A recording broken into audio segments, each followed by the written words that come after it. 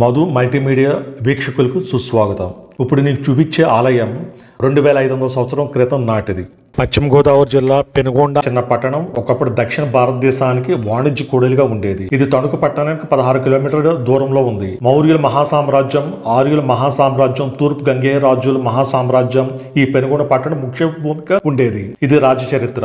2500 సంవత్సరాల క్రితం నాట ఈ ఆలయ చరిత్ర ఉంది. పూర్వం గోదావరి ఉపనది అయిన గోస్తా నది ద్వారా వర్తకం జరిగేది. ఇది ఎవరికి తెలియని పెనుగొండ చరిత్ర. అందులోనూ ఆర్య వయస్సులకు ఇది పుట్టినీళ్ళు.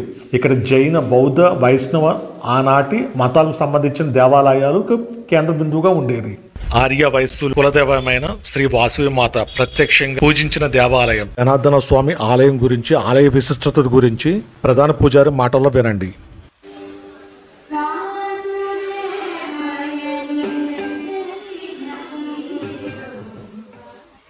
ఈ గుడి ఏర్పడి ఎన్ని సంవత్సరాలు అవుతుంది? 2500 సంవత్సరాలండి. ఎంత సుమారు? 2500 సంవత్సరాలండి. బాబాయ్, ఓకే. అంటే వాసవి వారి కోసం స్వామి పరమేశ్వరుడు నగరేశ్వర స్వామి లాగా, అలాగే విష్ణుమూర్తి జనార్దన స్వామిగా స్వయంభూగా వచ్చారండి. ఆ అమ్మవారు ఏంటంటే ప్రతినిత్యం స్వామి ఇక్కడ జనార్దన స్వామి దగ్గరికి వచ్చి ఆయన్ని కొలుచుకునేది, అర్చన చేసుకునేది అనమాట అండి.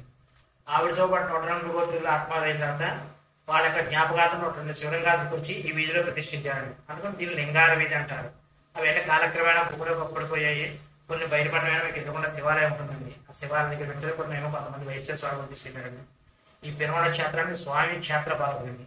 మనం కత్తెర వెళ్తే వారాణసి స్వామిని దర్శనం చేసుకోండి, క్షేత్ర పాలకుడు దర్శనం. అలాగే ఈ పెనుగొండ క్షేత్రానికి వచ్చినప్పుడు కంపల్సరీగా క్షేత్ర పాలకుడు యొక్క దర్శనం చేసుకుంటే ఆ క్షేత్ర యొక్క ఫలం దొరుకుతుంది. స్వామి చెప్తాను.